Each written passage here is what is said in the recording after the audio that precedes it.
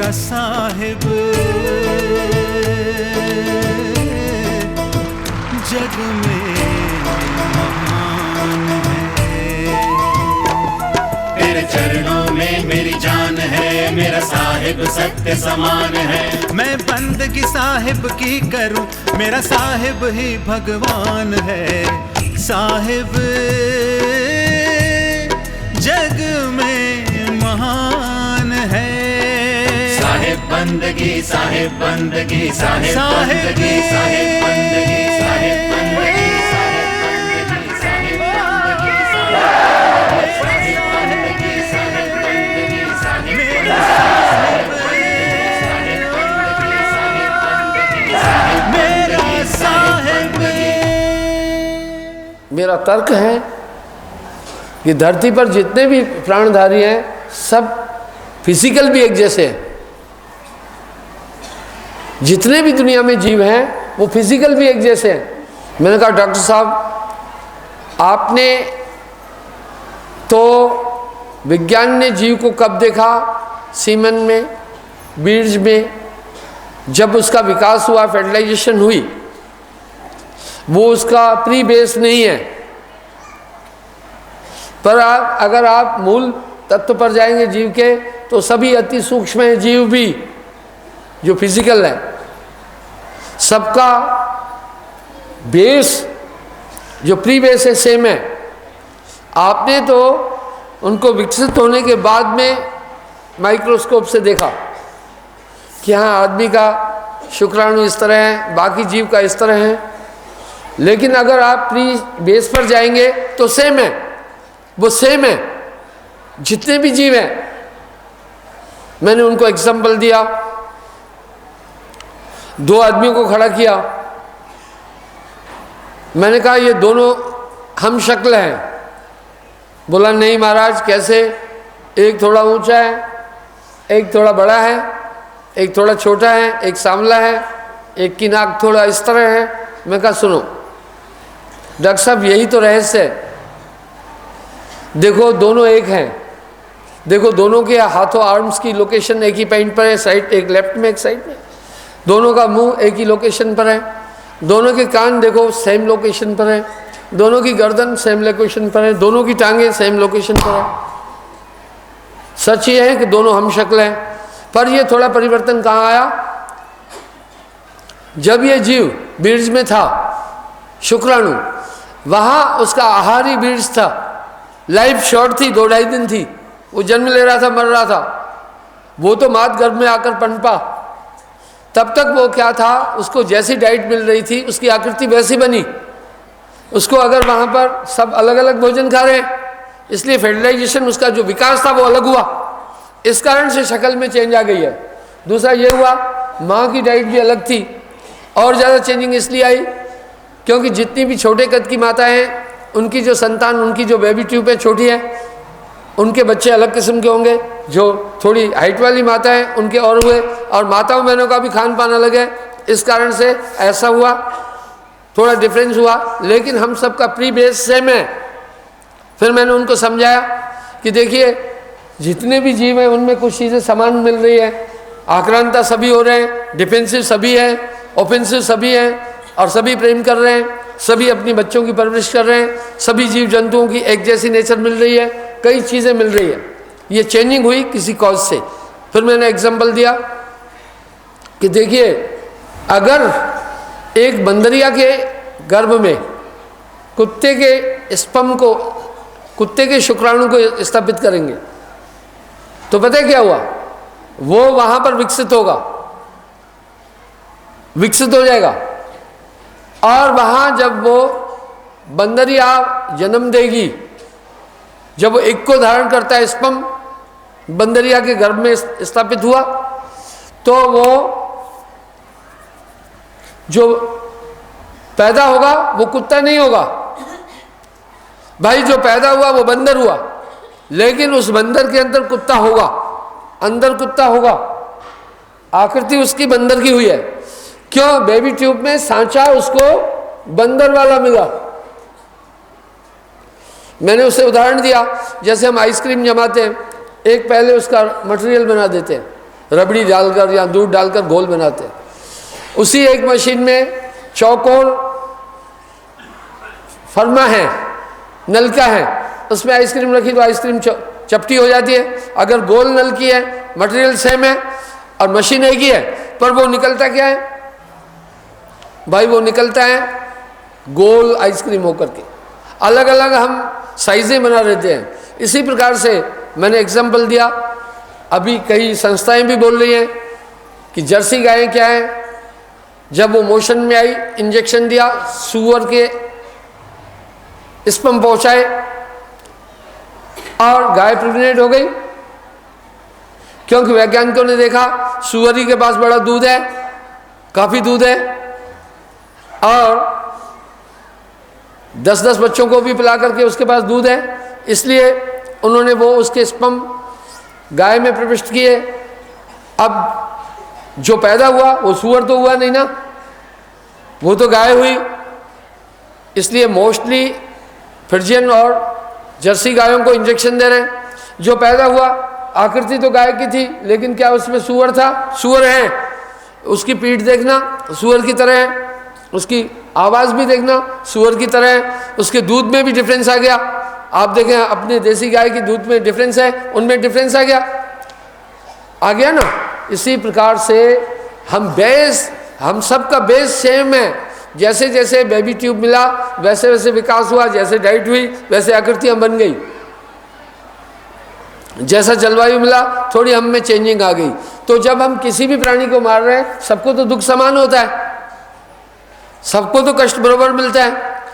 और परमात्मा की भक्ति करने वाला अगर किसी जीव की हिंसा करता है तो इससे बड़ा पाप नहीं हो सकता है। जीव न मारो बापरा, सबके एक प्राण, हत्या कबो न छूटती, कोट सुनो तुम प्राण। जो सर काटे आन का, अपना रहा कटाए, तुलसी या जग आए के, बदला कहीं न जाए। जिसका आप सर काट रहे हैं आपका सर काटेगा। इसलिए सदना कसाई, सदना भगत के वृत्तांत में भी ये बात आती है। तो भैया इस प्रकार मैं एक और उदाहरण देता हूँ। सबकी पीड़ा भी समान है ना, इसलिए ये धर्म आपको कह रहा है किसी जीव को भी कष्ट नहीं देना, समान है। एक दिन मैं सत्संग करके भोपाल की बातें जा रहा था, तो एक जगह रास्ता संकरा था, कुत्ते के 3 पिल्लू बैठे हुए थे। 20 रोड में, ठंड थी, दिसंबर का महीना, अभी ये 2-3 दिन पहले की बात है। तो क्या हुआ, मैंने ड्राइवर को कहा, उसने कहा दोनों को सेंटर में रखकर निकल चलते हैं। मैं कहा नहीं, ये पिल्ले हैं, हो सकता है उठ पड़े डर करके, गाड़ी के नीचे आएंगे, गाड़ी रोको, उतरकर इनको पहले भगाओ। अच्छा जी, क्या हुआ? 2 तो, एक इधर भग गया, एक इधर, एक हमारी गाड़ी के नीचे ही आ गया। अब जैसे वो डर गया, वो सोचा शायद ये मार रहे हैं हमें, उसको सस्पेंशन हुई। जब उसको निकाले वो चिल्ला रहा था, अंदर नहीं आ रहा था, इधर से जाओ उधर से जाओ, और गाड़ी का बॉटम डाउन था, अंदर घुस नहीं सकते थे हम। 5-6 मिनट तक वो निकला ही नहीं। ड्राइवर ने कहा अभी अपन चलते हैं, ये अभी पहिए के नीचे तो आना नहीं है, धीरे धीरे चलाते हैं। अच्छा जी, गाड़ी जैसे चलाई, उस पिल्लू का छोटा सा पंजा था, वो कहीं पहिए के नीचे थोड़ा सा आया, वो चिल्लाने लगा। मैंने कहा गाड़ी रोको भाई, बड़ी जोर जोर से चिल्लाने लगा। उसकी ये चिल्लाहट सुनकर कुतिया आ गई उसकी माँ। अब वो चारों तरफ उसको गाड़ी के नीचे देख रही, बड़ी परेशान सी ऐसे कर रही है। जैसे तैसे करके वो पिल्लू अपनी माँ की आवाज़ सुन करके बाहर आया। अब वो बड़ी जोर जोर से चिल्ला रहा था, मुझे बड़ा कष्ट हुआ। आदमी का एक्सीडेंट होता है, परेशान हो जाता है, हम जल्दी उसे उठाकर अस्पताल में पहुंचा देते हैं। किसी जीव को कष्ट मिला, उसका कोई उपचार नहीं करते, हम सब लापरवाह होकर के चल पड़ते हैं। हाँ भाई, ये कौन सा इंसाफ है? इंसान को चोट लगी वो तो पैरवी करता है, किसी जानवर को चोट लगी तो हम अनदेखी कर लेते हैं, हम गाड़ी रोककर देखते भी नहीं है किसको चोट लगी होगी, इससे पीड़ा हुई, इसका कुछ उपचार करें। अच्छा, मैंने कहा रुको भाई, इसको बड़ी चोट लग गई है। तो मैं क्या देखा, वो जोर जोर से चिल्ला रहा था। कुतिया ने उसका पैर अपने मुंह से लिया, सहला रही थी और साथ में पूछ हिला रही थी, सांत्वना दे रही थी, नहीं घबरा, कोई बात नहीं है, ठीक है, अभी ठीक कर दूंगी। वैसा ही तो कह रही थी जैसे एक माँ अपने बच्चे को। भैया, जैसे आपको बच्चे प्यारे हैं, सबको बच्चे प्यारे हैं। जीव न मारो बापरा, सबको, सबके एक है प्राण, हत्या कमो न छूटती, कोट सुनो तुम प्राण। जो गुरु कह रहे हैं कोई बात नहीं है, मेरे ख्याल से वो आत्म तत्व को समझ नहीं सका है, जीव की पीड़ा को समझ नहीं सका है, उसके पास दया नहीं आई है। मांसाहार जितने भी घोर पाप हैं संसार के, सबसे बड़ा पाप माना गया है मांसाहारी को तो दया, उसमें दया और शालीनता आ ही नहीं सकती है। हमारा देश भारत है, यहाँ की संस्कृति बड़ी महान है, यहाँ सत्य और अहिंसा को बड़ा महत्व दिया गया और वैज्ञानिक तथ्य से भी मांसाहार वर्जित है। मैंने उसकी इस बात को खारिज कर दिया, मैंने कहा नहीं भाई ये बात तुम्हारी हम नहीं मान सकते, लोग आए ना आए हमें इसकी चिंता नहीं है, जितने भी आए कमाएंगे वो हमें मंजूर है। मैं एक हजूम नालायकों का इकट्ठा भी नहीं करना चाहता हूँ, 100 कपूतों से एक सपूत अच्छा है। अच्छा जी कोई बात नहीं है। दूसरी क्या पॉइंट है, तुम्हारी 3 बातें थी उसकी। दूसरी वो बोल रहा था साहब जी आप जो लोगों को कह रहे हैं ये नहीं मानना वो नहीं मानना, एक ही भक्ति करना परमात्मा की, इसमें आदमी को बाउंड मत करो, उसको करने दो जो भक्ति है, समझाते चलो, धीरे धीरे समझ जाएगा। मैं बोला नहीं, इसका एक कारण है। मैं कहा सुनो तुम्हारी शंका का निराकरण करता हूं। भक्ति के 2 ही धातु हैं, पहला है ध्यान, दूसरा है विश्वास। आज वो किसी को मान रहा है, कल किसी को मान रहा है, तो भक्ति स्थिर नहीं हो पाएगी। हमारा वेद भी तो इशारा कर रहा है एको ब्रह्म द्वितीया नास्ति। नानक देव जी भी तो वाणी में कह रहे हैं नानक एको सुमरिय जल थल रहा समाय। साहब भी वाणी में कह रहे हैं नाम पीव का छाड़ के करे आन का जाप, वेशा केरा पूतरा कहे कौन को बाप। मैंने कहा भाई सुन, फैसला तेरे हाथ में है। अब एक बार एक वीडियो कोच जम्मू से दिल्ली जा रही थी, एक्सप्रेस लिख रखा था नॉन स्टॉप गाड़ी दौड़ी जा रही है।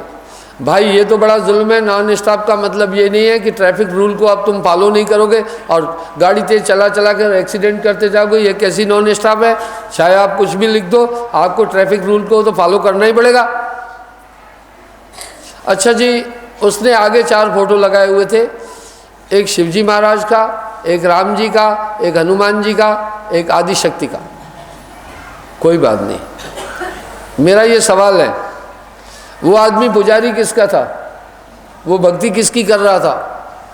दरअसल वो अभी तक सस्पेंशन में है, वो फैसला नहीं कर पा रहा है, उसके हृदय की पुकार किसी की तरफ नहीं जाने वाली है, क्योंकि हम अंतःकरण से जब इष्ट को पुकारते हैं तभी हमारी फरियाद जाती है। वो तो सस्पेंशन में है। वैसा ही जैसे एक माता आई मेरे पास 3-4 लड़कियों को फोटो लेकर, बोला लड़के के लिए कुड़ियाँ हैं साहब जी, ये 3-4 है, इसमें से देख लो। मैं कहा भाई फोटो से अब क्या जजमेंट करने हैं, उनको सामने आए तो बताऊं। चलो कोई बात नहीं है, तुम्हारे लड़के ने देखी है, तुम्हें कौन सी पसंद है? बोला अभी हमें पसंद नहीं है, ये तो आप देख करके बताएं कौन सी ठीक है तब। यानी उसके पास फोटो 3-4 के थे, अभी वो निर्णय नहीं हो पाया था किससे ब्याह करना है। अब तो बात ही थी, सिर्फ केवल बात चल रही थी, वो फैसला ही नहीं किया था उसने कि किससे शादी करनी है। उस आदमी ने, वीडियो कोच के ड्राइवर ने, अभी तक फैसला ही नहीं किया है कि किसकी भक्ति करनी है, वो शक में है। जब वो सस्पेंशन में, भक्ति होगी कहाँ से? हम आपको फैसला करके बता रहे हैं, एको ब्रह्म द्वितीया नास्ति, एक परमात्मा की बात बोल रहे हैं।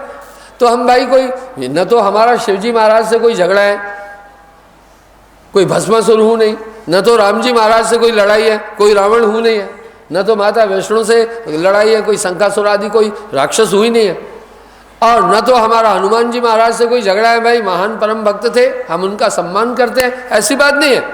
दरअसल वो ड्राइवर कोई भी सिद्धांत नहीं चला रहा था, न हनुमान जी का, न देवी का, न शिव जी का, न किसी का। वो फ्री स्टाइल दारू भी पी रहा था। हनुमान का भक्त तो मांस नहीं खा सकता, वो मांस भी खाता होगा।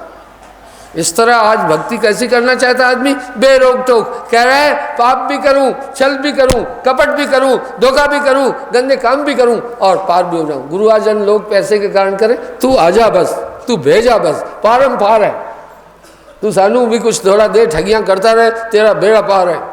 और साहेब हमारे कह रहे हैं नहीं, पाप कर्मों से सदा है जिसका रहता मन मलिन, उसको सपने में भी परमात्म नजर आता नहीं। जब तलक विषयों से ये दिल दूर हो जाता नहीं, तब तलक साधक बेचारा चैन सुख पाता नहीं। कर नहीं सकता है जो एकाग्र अपनी वृत्तियाँ, उसको सपने में भी परमात्म नजर आता नहीं।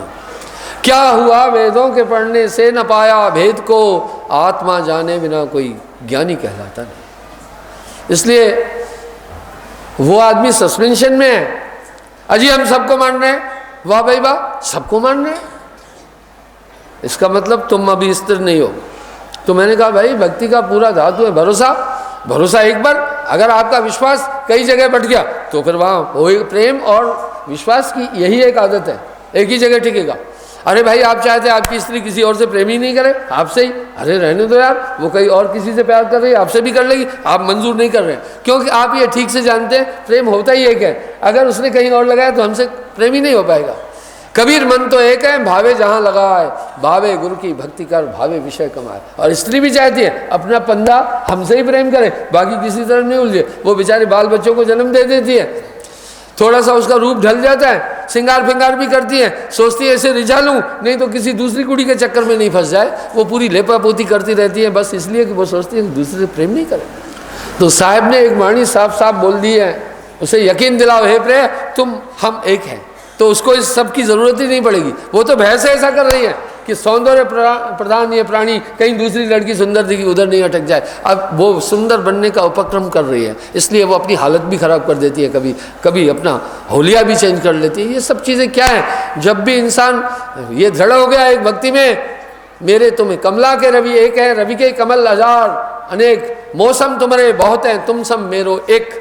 जब आपका ये तार गुरु शिष्य और ईश्वर मिलकीना भक्ति विवेक तीनों तिरधारा बनी, आगे गंगा एक, कबीरा आगे गंगा एक। गुरु समाना शिष्य में शिष्य लिया कर नेह, बिलगाए बिलगे नहीं एक रूप दो दे। भक्ति का भाव ही यही है कि अपने इष्ट में तारभ्य हो जाना, उसमें समाविष्ट हो जाना, अपना वजूद खोना। 3-4 जगह आप समाविष्ट थोड़ी हो पाएंगे, आपको तो फिर खिंचम खिंचाई लगी रहेगी। पैर मत रख तू 2 कश्तियों में, डूब जाएगा तू देख वरना। इसलिए ये कोई ईश्वरवाद की बात बोल रहा हूँ, बाकी कोई हमारा किसी से पूर्वाग्रह नहीं। मैंने उसकी ये बात भी खारिज कर दी, मैंने कहा ये नहीं हो पाएगा, तुम भ्रम में हो, भक्ति नहीं समझ पा रहे हो। तीसरी बात उसने बोली कि महाराज कहीं कहीं जो आपने ये लिखा है, जो चीज़ मेरे पास है ब्रह्मांड में कहीं नहीं, महाराज ये ईगो लगता है, ये नहीं लिखो। मैं बोला सुनो, ये विनम्र भाव से बोल रहा हूँ, ये अहंकार से नहीं बोल रहा हूँ, सच बोल रहा हूँ। जो चीज़ मेरे पास है वो ब्रह्मांड में कहीं नहीं है, ये अहंकार से नहीं बोल रहा हूँ, मैं प्रमाणित करूँगा। मैंने उसे समझाया, मैं कहा नामदान के टाइम पर मैं 3 चीज़ करता हूँ, ये बड़ी टफ है। पहली बात, आदमी को बदल देता हूँ। फिर मैं उसे प्रमाण दिया कि बहुत लोग बैठे थे। मैंने कहा भाई लोगों, तुम कहे सुने पर हाथ मत खड़ा करना, अगर तुम ये महसूस करते हो कि तुम बदल चुके हो तो हाथ खड़ा करना। जब लोगों ने हाथ खड़ा किया, तमाम हाथ खड़ा किए। जिनको यहाँ भी अभी लग रहा है नाम के बाद वो बदल चुके हैं, वो हाथ खड़ा करना। वाह भाई वाह, सदगुरु मेरा शूरमा। ये कैसे बदलता है? गुरु को कीजिए दंडवत, कोटि कोटि प्रणाम। कीट न जाने भृंग को कर ले आप समान। वाह भाई, भृंगा अपने समान बना देता है, अपने समान बना लेता है। काग पलट हंसा कर देना, ऐसा नाम सतगुरु में देना।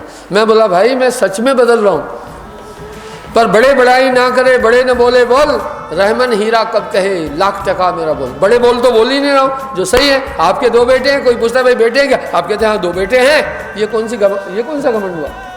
आपके पास कार है, आप कहते भाई मेरे पास कार है, ये अहंकार नहीं है, ये तो अभिव्यक्ति है। जो मेरे पास वस्तु है वो बोल रहा हूँ।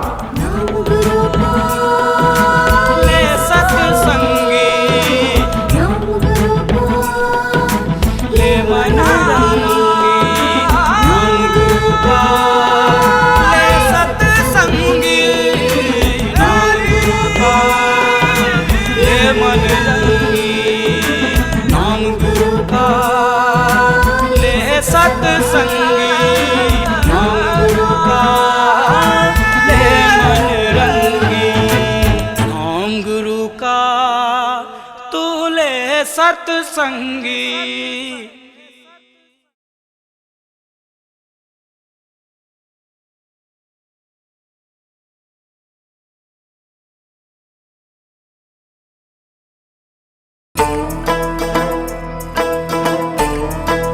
हो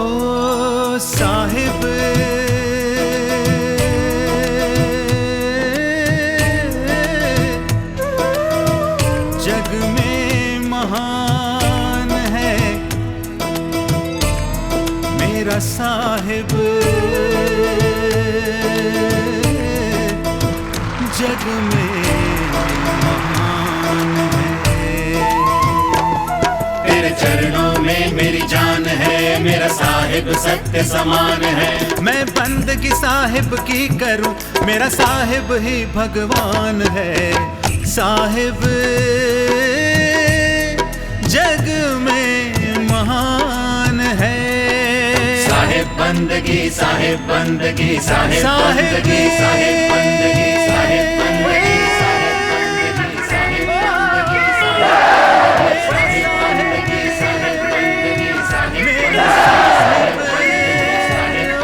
साहिब बंदगी, साहिब मेरा साहिब। आपके पास कार है, कोई आप कहते भाई मेरे पास कार है, ये अहंकार नहीं है, ये तो अभिव्यक्ति है। जो मेरे पास वस्तु है वो बोल रहा हूं, बदल दूंगा, आपको चेंज कर दूंगा। दूसरी बात, जब भी जो भक्ति में जुड़ता है उसके साथ एक ना रब में तीर्थान रिठिया, ना रोजा नमाजे, बुल्ले शाहनु मुर्शिद बिलिया, अंदरो रब लखाया। परमात्मा तो आपके पास है, एक पूर्ण गुरु प्रकट कर देता है। कोटि जन्म का पंथ था गुरु पल में दिया पहुंचा है। साहब ने ऐसा ही नहीं बोला है। पारस सूरत संत के पासा, वो आपकी अंतर अभिव्यक्ति को चेतन कर देता है। ज्ञान दे देता हूं, ज्ञान कोई पोथी का क्या? ज्ञान पोथी का नहीं है।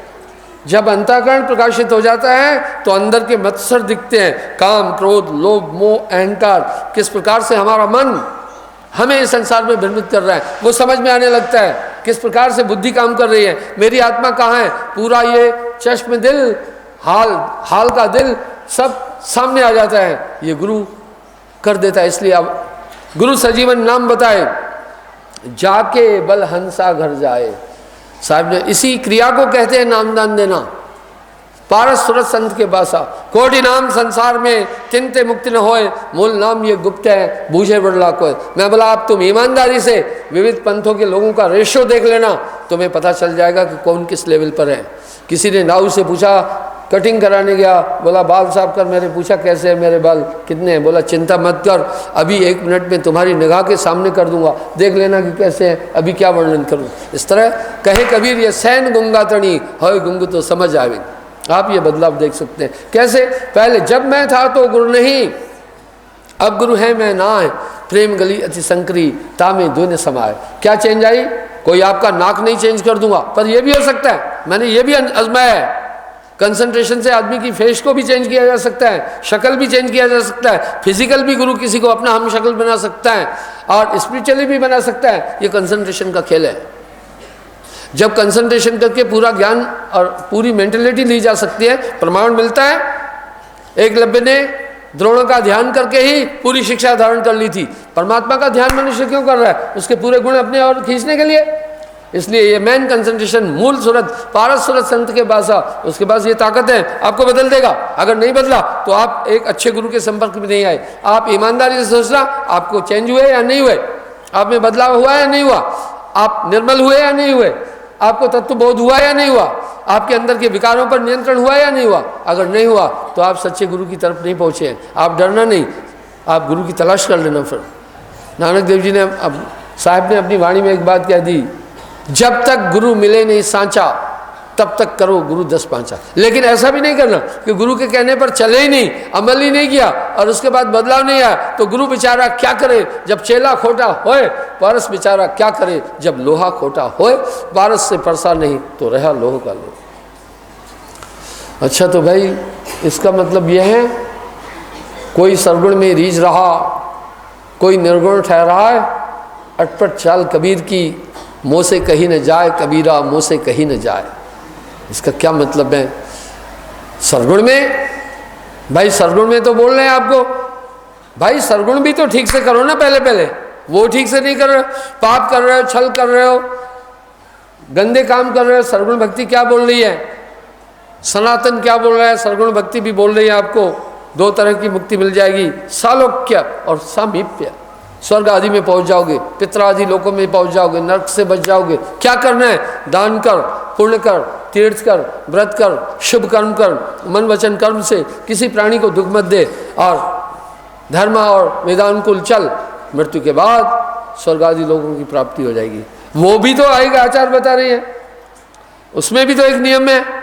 तुम ये कैसी सरगुण भक्ति कर रहे हो, पाप भी कर रहे हो, छल भी कर रहे हो, कपट भी कर रहे हो। मेरे विचार से सरगुण निर्गुण दोनों धाराओं में भी सिद्धांत बना हुआ है भक्ति का। इस कलयुग का मनुष्य पाप भी करना चाहता है, गंदे काम भी करना चाहता है, छल भी करना चाहता है, भक्ति भी करना चाहता है। गुरु आलोक कह रहे हैं जमे रहो, करते चलो, पार कर दूंगा। नहीं नहीं नहीं नहीं, कहे कबीर जाका गुरु है आंध्रा, चेला कहाँ को जाए, अंधा अंधे पे लिया दोनों को ऊपर आए। वाह, गुरु लोभी शिष्य लालची दोनों खेले दाव। वाह वाह वाह, कहे कबीर कैसे तरे चढ़ पत्थरे की नाव। साहब ने कहीं कुछ छोड़ा नहीं है, पत्थर की नाव चढ़ करके आप पार नहीं हो सकते वैतरणी को। इस प्रकार से उसमें भी एक स्थान है। फिर निर्गुण भक्ति, वाह भाई कोई सरगुण में हम दोनों से परे बोल रहे हैं, हम अलग बोल रहे हैं, आप समझे। कोई सरगुण में रीझ रहा, कोई निर्गुण ठहराए, अटपट चाल कबीर की मुझसे कहीं न जाए। वाह वाह, ठीक है। सरगुण तो मैंने आपको समझाया, निर्गुण भक्ति क्या है। निर्गुण भक्ति योग पर डिपेंड है। हम क्या साहब क्या बोल रहे हैं, सरगुण माँ सार नहीं भाई। हम सरगुण से ठीक है अपनी आगे की तरक्की करने के लिए विचार कर सकते हैं, लेकिन हम परम कल्याण की प्राप्ति नहीं कर सकते, आत्मज्ञान की प्राप्ति नहीं कर सकते।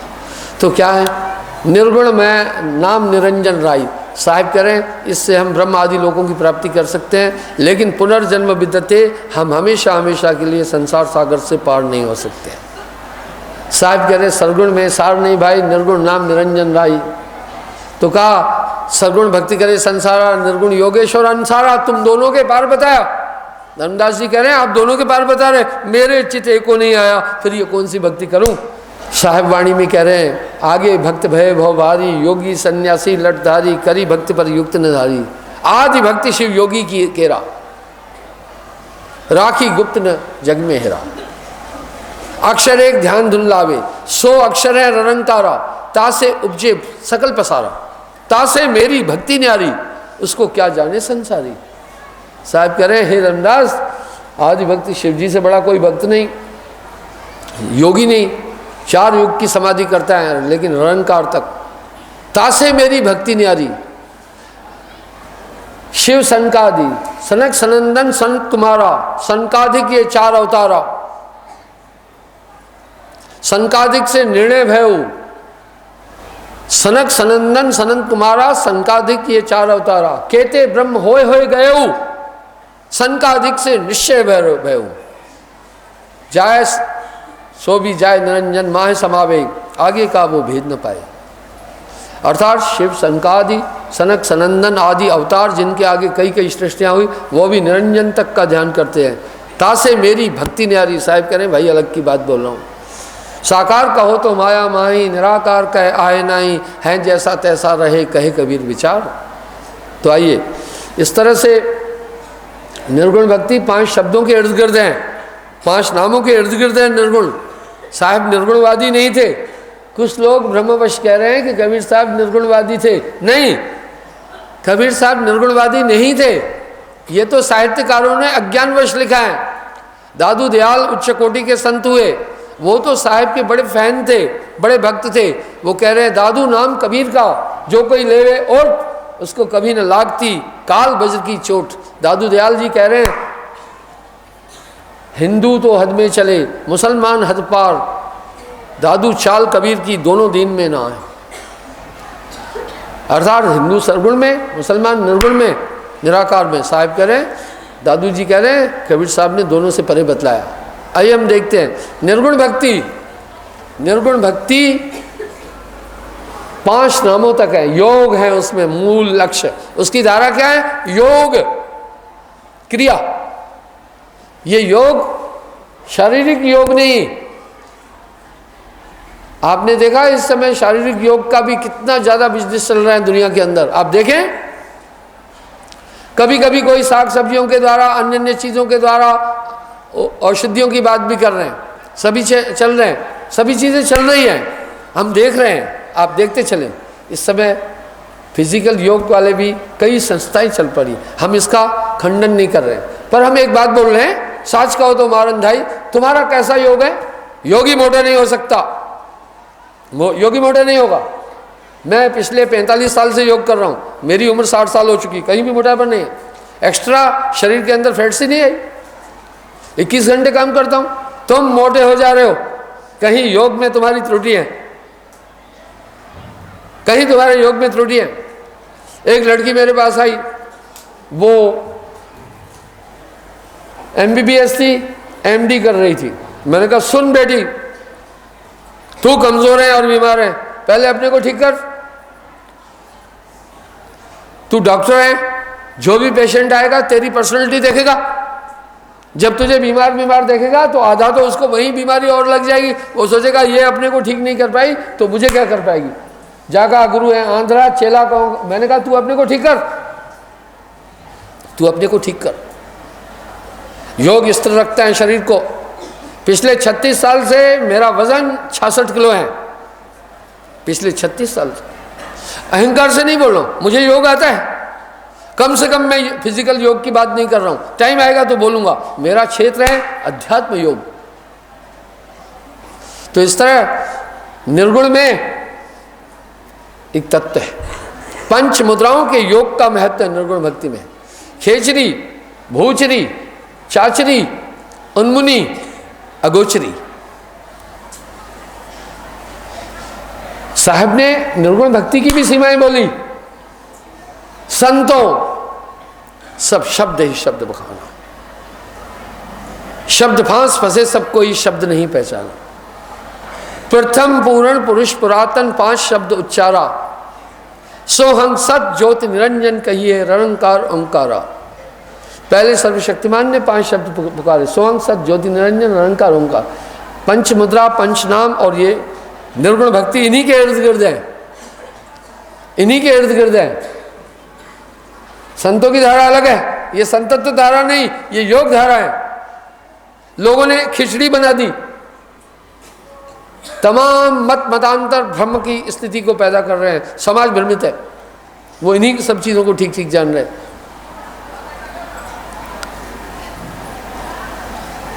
साहिबाणी में बोल रहे हैं, जो जाकी उपासना किया उसका कहूं ठिकाना। ज्योति निरंजन चाचर मुद्रा सोहे नैनन माही। तिस्तो जाना गोरख योगी महातेज थाई।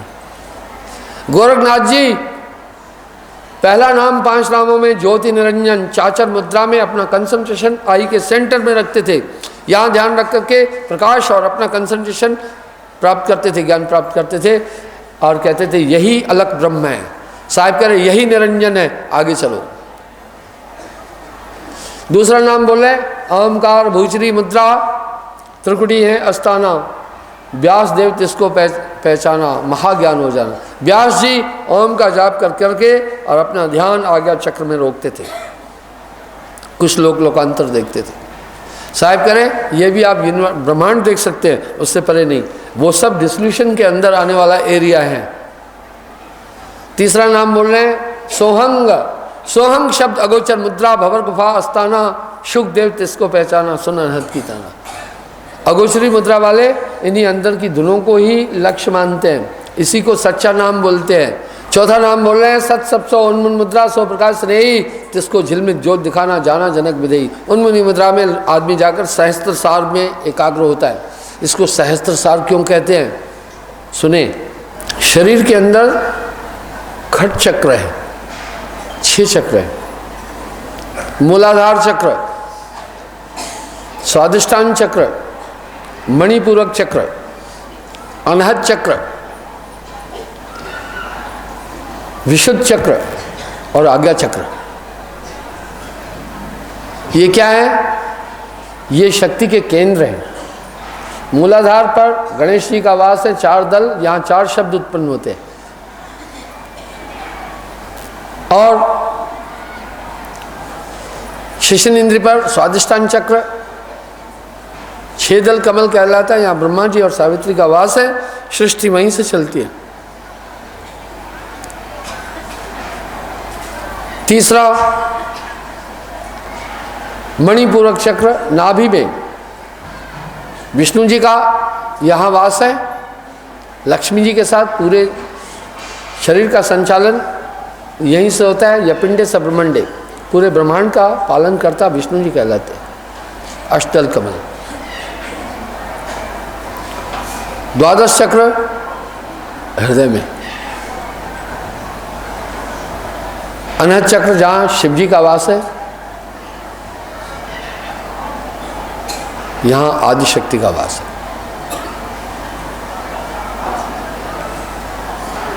और पांचवा कंठ में खोडस्थल कमल, ऐसे अहं तक 16 स्वर कंठ से उत्पन्न होते हैं। सरस्वती जी का यहाँ वास है, यहीं से शब्दों का समूह बनता है। इसको खोडस्थल कमल कहते हैं और इसे विशुद्ध चक्र भी कहते हैं। आज्ञा चक्र में 2 दल कमल, यहां आत्मा का वास है। इस तरह ये 52 अक्षर बनते हैं। स और है यहाँ 300 कुछ शब्द उकारात्मक हैं जिनके अंत में ऊ आती है। 300 प्रक्रियाएं मकारात्मक शब्दों की है जिनके एंड में मैं आता है। 300 कुछ शब्द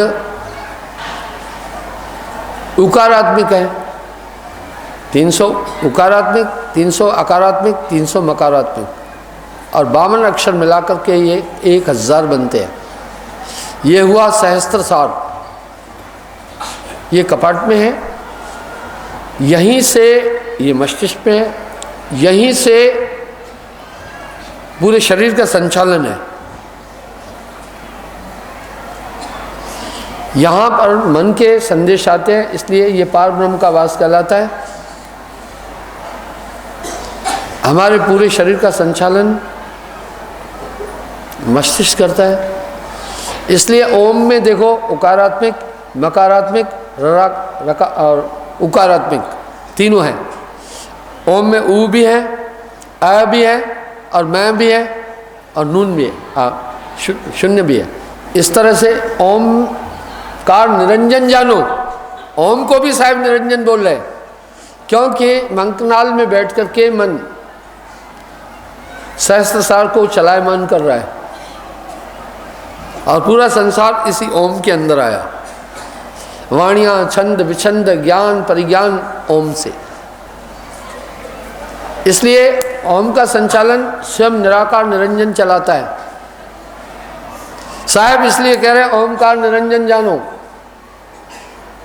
तो सहस्त्रसार का संचालन भी मन ही के द्वारा है। 5वां नाम बोले निरंकार खेचरी मुद्रा, 10वां द्वार ठिकाना, ब्रह्मा विष्णु महेश आदि ने निरंकार पहचाना। वाह! 5 शब्द और 5 मुद्रा वह निश्चय करमाना, उसके आगे पुरुष पुरातन तिसकी खबर न जाना। साहेब वाणी में कह रहे हैं सिद्ध सात त्रिदेवा अदले 5 शब्द में अटके, मुद्रा साथ रहे घट भीतर फिर औंधे मुंह लटके। परम पुरुष घर अधरतार है, अधरतार के आगे, उसके आगे कोई न बखाने सभी शब्द में पागे। उसके आगे भेद हमारा, जानेगा कोई जानन हारा, कहे कबीर जानेगा भाई जिस पर कृपा सदगुरु की हो। हम आगे की बात कर रहे हैं।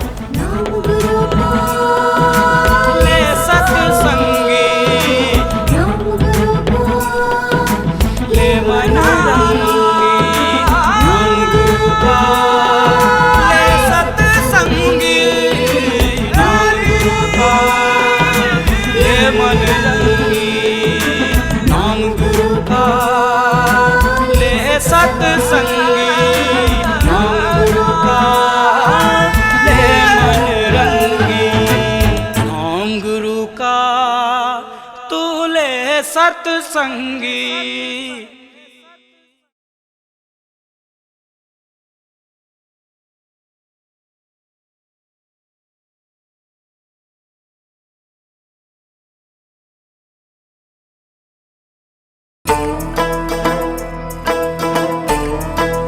हो साहिब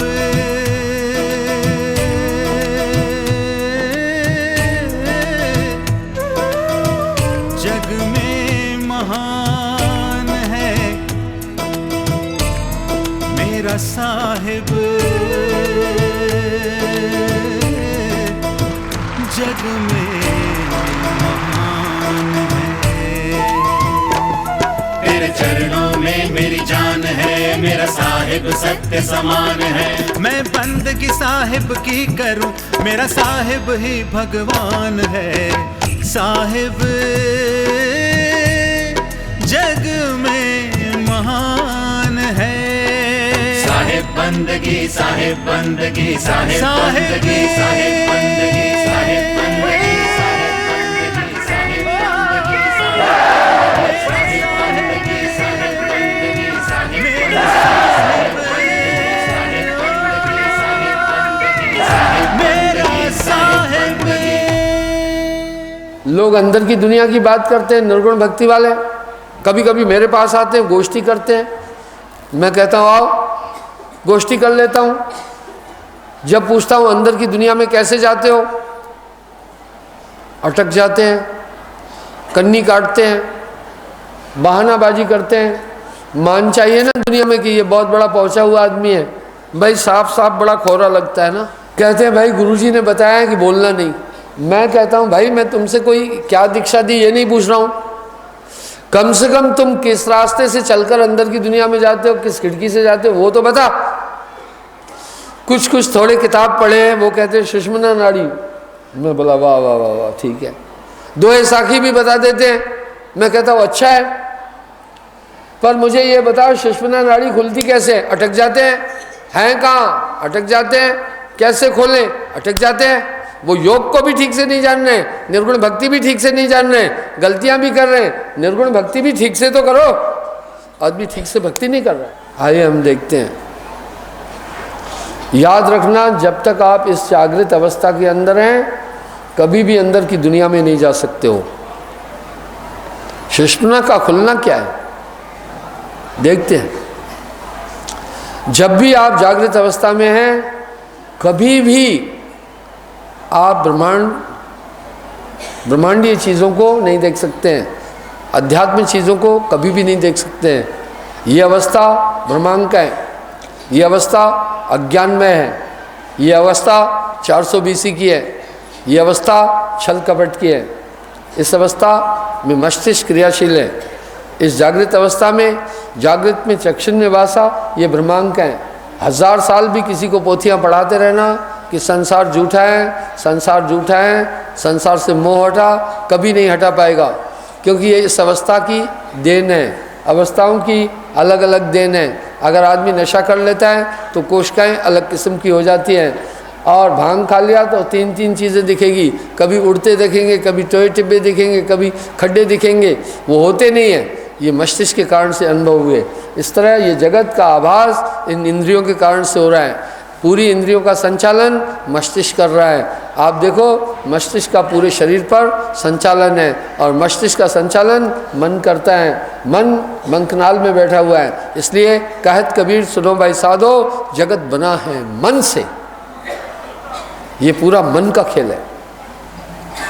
इस अवस्था, ये ब्रह्मांड का अवस्था है। इस अवस्था में सब कुछ सच्चा लगेगा। माँ भी सच्ची, घर भी सच्चा, बेटा भी सच्चा, पीऊ भी सच्चा, औरत भी सच्ची, सब चीज़ सच्चा लगेगा। ये अवस्था है ब्रह्मांड। जो भी इस अवस्था में जी रहा है उसको दुनिया अच्छी लगेगी, सच्ची लगेगी। कितनी भी पोथियाँ पढ़ा दोगे कोई परिवर्तन नहीं होने वाला। यह है अवस्था की बात। नशे में रहने वाले आदमी का दिमाग ठीक नहीं करेगा, चाहे कितना भी वो जोर लगाए उसे आड़ा टेढ़ा ही लगेगा। हाँ, नशा टूट जाए तब वो दूसरी हालत में आएगा। इस अवस्था से आदमी निकल नहीं पा रहा है, निकल नहीं सकता। निकलना बड़ा मुश्किल है। अगर इससे निकलता है दूसरी अवस्था में जाता है, वो है निद्रा। वो इससे भी ब्रह्मांड है, उसमें 16 गुना अभी से भी कम ज्ञान है। जागृत में चक्षुण में वासा, जागृत अवस्था में आपकी आत्मा का कंसंट्रेशन आई में है, और नींद में कंठ में आ जाता है। वो ब्रह्मांड का अवस्था है। उसमें और अज्ञान हो जाता है। सपने में तो इतने गलत काम हो जाते हैं कभी कभी जो जागृत में कभी नहीं कर सकते हैं, वो उस समय और कोशिकाएं काम करती हैं। ये सब माया का खेल है। माया, ये काया माया एक ही जानो, ये पंच भौतिक शरीर का खेल है, कोशिकाओं का और सेल का खेल है। इसलिए जीव शरीर जीवन 5-25 ही लागी, काम क्रोध मद लोभ में पागी, इसमें बंधा हुआ है। जब इस शरीर में रहेगा ये सब चीज़ें उसे ठीक ठीक लगेगी। और निद्रा में जब तक स्वप्न देख रहा है सब सच्चा लगेगा। वाह, नानक देव जी बहुत बड़े विज्ञानी संत हुए हैं, कोई नॉर्मल नहीं थे। वो कह रहे हैं जो सपना पेखना जग रचना तिम जान, इसमें कछ साचो नहीं नानक साची मान। सच में ये संसार भी सपना है, इस तरह सब पर ये सच लगेगा। कब तक? जब तक इस अवस्था में आप हैं सब सच्चा लगेगा। नानक देव जी भी नींद में जाता है, नींद में नानक देव जी कह रहे हैं सपने की तरह। आप जब नींद में जाते हैं तो आप देखें आपको सपना सच्चा लगता है। यह है कोशिकाओं का खेल, यह है मायावी खेल, तो आपको सब सच लगता है। आपने देखा कि मधु परमहंस बोल रहा है, आपको कैसे पता चला? आंखों ने बताया? नहीं, ये आंखों का केवल खेल नहीं है। आंखों ने ये तस्वीर ब्रेन के पास पहुंची, ब्रेन ने फाइल फॉरवर्ड की, चित्त को कहा ये कौन है, चित्त ने इन्हें मिली सेकेंड बताया मधु परमहंस है। देखा, इसका मतलब कोशिकाओं के द्वारा मेरा अस्तित्व आपको पता चला। ये एक नशे की हालत है। इसलिए जो सपना देखना जग रचना तिम जान, आप सपने में भी जो कुछ देखते हैं, देखने वाले आप हैं, सब सच्चा लगता है, कहीं भी कुछ गलत नहीं लगा। क्यों लगा? आप ही थे, इसलिए लगा कि वो अवस्था ऐसी थी, वो कोशिकाएं काम करती थी। कंठ के बाईं तरफ आपका कंसंट्रेशन हुआ, वो सपना सच्चा लगता है। सुख मिला सच्चा लगता है, दुख मिला इसका प्रभाव सच्चा वैसा ही लगता है। पर इसका बोध कब हुआ? जाग गए, आपने कहा ओ ये, या तो फिर आदमी उस अज्ञान स्वप्न अवस्था में चला जाता है। तीसरी मूर्छा, महानिद्रा या कामा, फोर्थ स्टेज ऑफ द, वो डीम में चला जाता है, वो है मूर्छा अवस्था। तब नाभि में प्राण आ जाते हैं, गहरी नींद जिसे कहते हैं। आपको कोई होश ही नहीं रहेगा, अभी से 1000 गुना कम चेतन अवस्था होती है। आदमी इन्हीं 3 अवस्थाओं में मन घुमाता है, चौथी अवस्था में जाने ही नहीं देता है। ये चौथी अवस्था में जीव को नहीं जाने देता है। आदमी कितना भी तप करे तो सुषुम्ना नाड़ी कैसे खुलती है, प्रज्ञावस्था में कैसे जाता है, जब उनसे पूछता हूँ पता नहीं चलता है। आइए हम देखते हैं हमारी इस जागृत अवस्था का आधार क्या है। श्वास। ये जागृत अवस्था कैसे बनती है, इससे निकलना है। जब तक इस अवस्था से आदमी नहीं निकलता है, अंदर का जगत कभी भी नहीं देख सकेगा। बड़ा मुश्किल है इस अवस्था से निकलना। कैसे निकलता है आप सुने। इस अवस्था से का आधार क्या है? श्वास। श्वास के द्वारा पूरी इंद्रियां चेतन हो रही है, पूरे शरीर का संचालन श्वास कर रही है। कैसे? ये श्वास हम ईंडा और पिंगला से ले रहे हैं, बारी बारी। श्वास कहाँ जाती है? नाभि में। यहां जाकर क्या हो जाता है? ये प्राण 10 भागों में बट जाते हैं। इसलिए साहब कह रहे हैं अष्टकमल दल चक्कर सोधे, योगी आप में बोधे, इंगला के घर पिंगला जाई, सुखमन नीर रहे ठहराई, ओहंग सोहंग तत्व विचारा, बंकनाल में किया समारा, मन को मार गगन चढ़ाए, छूटा कलमल यही अलेखा, यह नानंद साहिब को दे। ये नाभि में आती है पहले वायु। वायु कहाँ से आई? ली किससे? ईंडा और पिंगला से। मिली कहाँ से? हम वायुमंडल में यहाँ से मिली। यहाँ जाकर वायु ने क्या किया? शरीर का संचालन किया। इसलिए जब इंसान मर जाता है तो हम सब कहते हैं इसके प्राण निकल गए। वायु नाभि में आई, नाभि में पहुंचकर 10 रूपों में बदल गई। अपान, समान, उदान, प्राण, सर्वतन ज्ञान, देवदत्त, कृकिल, नाग, धनंजय, ब्यान, सबल आदि ये बदल गई। अपान क्या काम करने लगी? पूरा खेल हवा का है, हवा का बुलबुला है ये बंदा। अपान मलमूत्र को बाहर करती है, पेट से खारिज जो हवा कर रहे हैं ये अपान वायु है। ये गुदा स्थान पर है और ये भोजन को डाइजेशन करने में मदद करती है। अगर ये नहीं हो आदमी मर जाएगा, आदमी डिस्टर्ब हो जाएगा, और ये रुक जाए तो भी आदमी परेशान हो जाएगा। दूसरी वायु है उदान, ये कलेजे में है, अपान को ऊपर आने से रोक रही है। अगर अपान ऊपर आ जाएगी थोड़ी दिक्कत हो जाती है। तीसरी वायु है प्राण, वो हृदय में है, जो हार्ट को पंपिंग करा रही है। अगर वो नहीं हो तो आपका हार्ट धड़केगा ही नहीं। ये भी वायु का खेल है। Heart attack gas trouble is the cause of the heart attack. वैज्ञानिक लोग तो कई चीज़ें कह रहे हैं, ठीक है, वो अपनी तरह, पर मूल कारण है हार्ट अटैक का वायु, गैस ट्रबल। चौथी है सर्वतन बयान, जोड़ों में है, वो फ्लेक्सिबिलिटी ला रही है, आपका हाथ मुड़ रहा है, मुर्दे का हाथ मुड़ता ही नहीं है क्योंकि वो वायु नहीं है, तन जाता है। देखा, प्राण निकलने के साथ हाथ तन गए, क्योंकि यह है सर्वतन बयान वायु का खेल। पांचवी है समान, जो शरीर को मोटा नहीं होने देती है।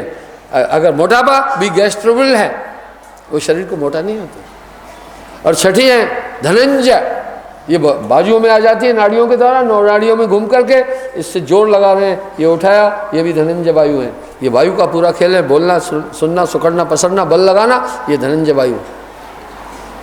सातवीं है नाग वायु, कंठ में है, आदमी उबासी लेता है तो कंठ सुकड़ता है, ये नींद को आहूत करती है। ये इसलिए कभी कभी आदमी जब पागल होता है कहते हवा चढ़ गई, सही में हवा चढ़ गई, वो है नाग वायु। और आठवीं है किरकिल, नासिका में, इसका बड़ा रोल है, ये बाकी वायुओं को मिलने नहीं देती है, ट्रैफिक पुलिस वाला काम करती है, अगर वायु मिले उनको अलग अलग कर देती है, इसलिए छींक आने के साथ आनंद महसूस होता है, रिलैक्शन महसूस होती है, लगता है इजी हो गया मैं। नौवीं है पलकों में रहती है, इसका नाम है देवदत्त, ये आंखों को गिरा रही, उठा रही है। और 10वीं है सबल वायु, पूरे शरीर और पूरी कोशिकाओं को सैला बनाए हुए हैं, मुर्दे का शरीर भयावह और क्रूप हो जाता है। इस वायु का काम है शरीर को चमकीला रखना, शरीर को सजीव रखना, चर्म को सजीव रखना। ये 10 वायु का खेल है। पवन ने धोखा दिया गगन गरजो आए के, ये 10 वायुएं हैं। जब तक ये वायुएं नाभि में घूमेगी ये अवस्था बनी रहेगी, इसलिए आदमी इस अवस्था से निकल नहीं सकता है। माया ने इस पिंजरे में इस तरह से फंसाया है। अब सुषुम्ना खुलने का मतलब होता है कि ईंडा को पिंगला में लेकर के सुषुम्ना जब साधक खोलता है, किस लिए? इस अवस्था से निकलना चाहता है। वो कैसे निकलेंगे? सभी को सीज करता है, 9 द्वारे बंद कर 10वां जाए खोल जिंदीना। 9 दरवाजे में कुल्फ लगाया, 10वां खोला। 9 दरवाजे में ताला कैसे लगाया, बंद कैसे किया, वो बता रहा हूँ। 10वां कैसे खोला, बता रहा हूँ। अंदर की दुनिया में गया कैसे गया, और 4th स्टेज आप द कॉन्शियंस में कैसे पहुँचा, प्रज्ञा में कैसे पहुँचा। अब वो पूरी वायुओं को उठाता है। वायु को उठाना मामूली बात नहीं है। वायु हमारी इंडा पिंगला में आ रही है, इंडा पिंगला से वायु को टर्न डाउन करके सीधा ब्रह्मांड में, और वो सुषुम्ना नाड़ी में समाता है। किससे, कैसे करता है? साहिब कह रहे हैं, सूरत के दंड से घेर मन पवन को फिर उल्टा चले, धर और अधर विष ध्यान लावे, कहे कबीर सो संत निर्भय हुआ, जन्म और मरण का भ्रम माने। हमारी वायु नाभि में आ रही है। जब तक हम इंडा पिंगला से श्वास लेंगे, श्वास नाभि में आएगी। जब भी श्वास नाभि में आई, चेतन अवस्था बनेगी। इस अवस्था में आप आ जाएंगे। जब ये अवस्था बनी, ये दुनिया दिखती है। अब वो इंडा पिंगला को लय करता है। कैसे करता है? श्वास को पलट देता है। किससे पलटता है? ऊपर की तरफ पलट देता है। जब ऊपर की तरफ सांस चलती है, इंडा पिंगला में लय हो जाती है, मध्य की नाड़ी सुषुम्ना खुल जाती है। क्यों खुलती है? उसमें कफ भरा पड़ा है। जब भी पवन की हीट से वो कफ वहाँ से हट जाता है, और मध्य की नाड़ी अत्यंत सूक्ष्म सुषुम्ना है, वो खुल जाती है। जब ये खुल जाती है, आज कैसे होगा? श्वास हमारी ऊपर कैसे पलटे? सूरज से पलटी जाए, कंसंट्रेशन से। तो सुरती हवा पवन को उठाकर ऊपर चलती है। कैसे? सुरती में क्या हाथ है क्या? हाँ, आप देखते हैं जब माताएं मरुस्थल में, रेगिस्तान में, राजस्थान में पानी भरने जाती है, घड़े पर घड़ा रखती है, उस पर भी घड़ा, हाथ नहीं पहुंचा। घड़ा कैसे रुका? कंसंट्रेशन से। इसका मतलब है कंसंट्रेशन ने ग्रिप किया था घड़े को, इसलिए घड़ा वहाँ रुका। इस तरह वो कंसंट्रेशन से गुरु बताता है, इंडा पिंगला लय हो जाती है और वो श्वासा ऊपर की तरफ चलती है। इसको पलटू साहब कह रहे हैं, अरे हारे पलटू ज्ञान भूमि के बीच चलता उल्टी श्वासा। और साहब कह रहे हैं, खेल ब्रह्मांड का पिंड में देखिया, जगत की भ्रमणा दूर भागी, बाहरा भीतरा एक आकाशवत सुषुम्ना डोरते जाए लागी। पवन को पलटकर शून्य में घर किया। ये है पवन को पलटना। अब धीरे धीरे क्या हो जाता है? शून्य में घर कैसे होता है? अब श्वासा ऊपर की तरफ चलने लगी। अब मन बैठा कहाँ है? सुखमन मध्य बसे निरंजन। आ गया चक्र के अंदर, बंकनाल में, सुषुम्ना नाड़ी के मध्य में मन बैठा है। वो क्या करता है? ध्यान को बाहर भगाने की कोशिश करता है।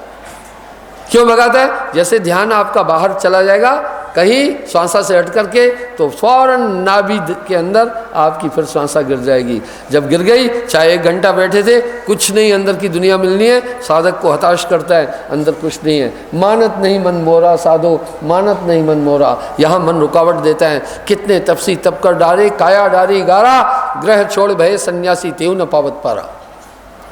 आइए, आप कहेंगे महाराज आप रटकर तो नहीं बोल रहे। नहीं नहीं, आप यहाँ से दिल्ली जा रहे हैं, रोज जा रहे हैं, तो आपको नहीं पता चलता है।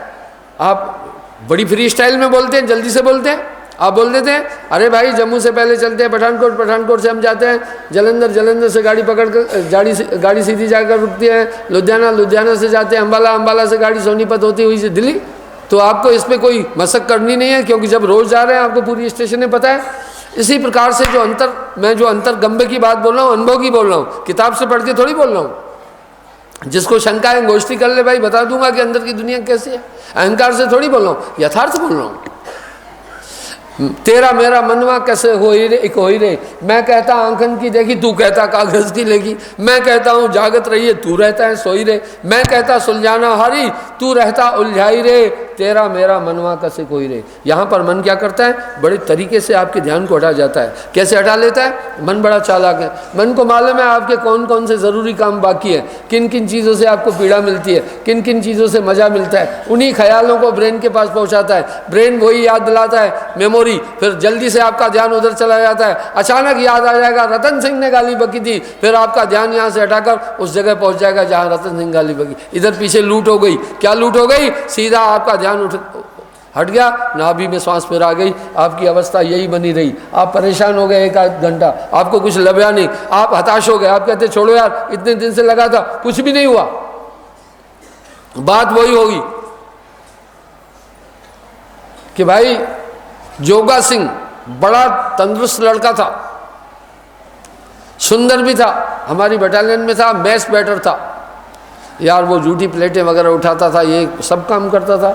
मैंने एक दिन कहा भाई जोगा सिंह यार ऐसा है, तू इतना सेहतमंद, सुंदर, खूबसूरत पर्सनालिटी वाला आदमी है, तू बर्तन साफ करने में आया, सिपाही में भी नहीं आया, ऑफिसर बनना चाहिए था तुझे पर्सनालिटी के हिसाब से, क्या बात है? बोला गुरुजी की दस ऐसी पढ़े नहीं कख भी। मैं बोला भाई पढ़ा क्यों नहीं तू? बोला गुरुजी की पढ़ना था, 5 साल कायदे में ही साढ़े लग गए। यानी वो बोल रहा था पहली जमात में 5 साल हमें कोई इल्म ही पता नहीं चला। तो मैंने सोचा है जोगे एमए ज़िंदगी ख़राब करेगा, पहले कायदे में ही 5 साल तेरे गए तो 10वीं पढ़ने तक तो तू बुढ़ा हो जाना है, छड़ तू पढ़ना लिखना। इस तरह आदमी फिर कहता है छड़ो अंदर की दुनिया, कुछ लभ्या ही नहीं है, चलो बाहर ही घूमो मौज मस्ती करो, अंदर तो कुछ लभ्या ही नहीं है। पर वाणियाँ कह रहे हैं पलट वजूद में अजब विश्राम है, अरे मौजूद तो समझ आए।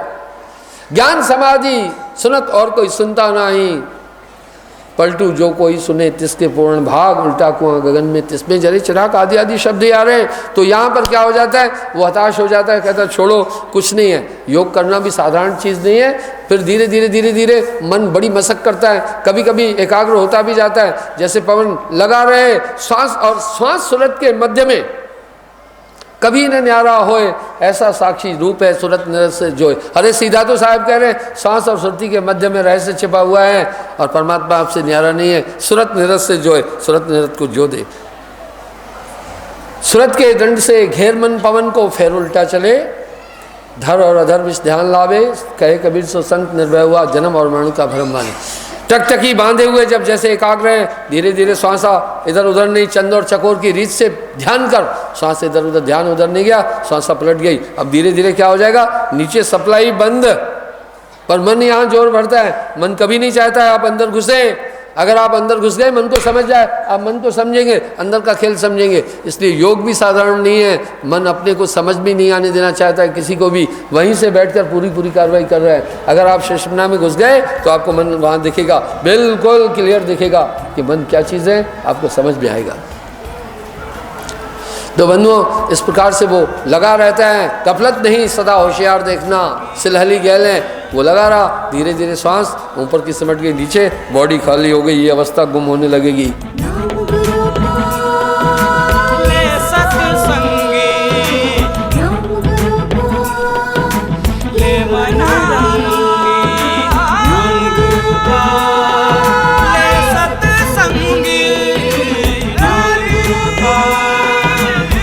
मन